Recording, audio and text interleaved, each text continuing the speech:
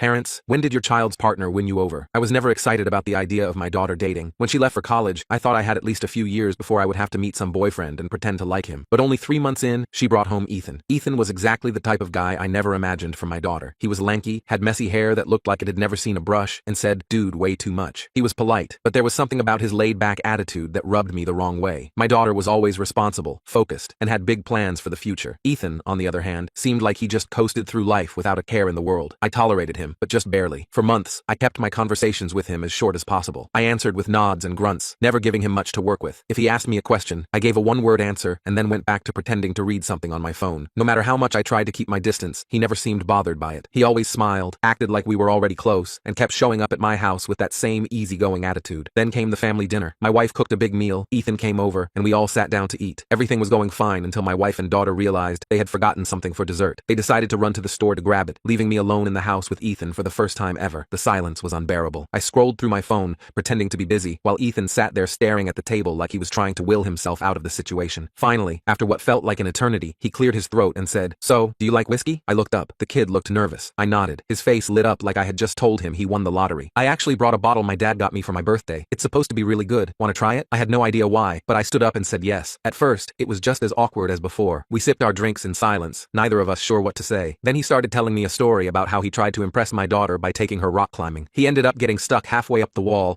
and had to be rescued by an instructor while she stood at the bottom laughing. I laughed too, a real laugh. I told him about the time I entered a chili eating contest to impress my wife when we were dating, only to throw up all over a state senator's shoes. One drink turned into two, two turned into more than I could count. We started talking about everything: music, movies, embarrassing college stories. I found out Ethan was not as aimless as I thought. He had plans and was working toward starting his own business. He was not just carefree. He just chose not to stress over things he could not control. At some point, we got loud. We were laughing and shouting across the kitchen table. By the time my wife and daughter came back, we were completely drunk, singing along to an old rock song neither of us knew the words to. My wife looked completely unimpressed. My daughter stood in the doorway, staring at us like we had lost our minds. Ethan grinned at my wife and said, "Ma'am, I love your cooking." That was it. I lost it. That night changed everything. I stopped tolerating Ethan and actually started liking him. Now, he is like a second son to me. I still do not know exactly how it happened, but somehow, over a few drinks and a ridiculous conversation, he won me over. And honestly, I am glad he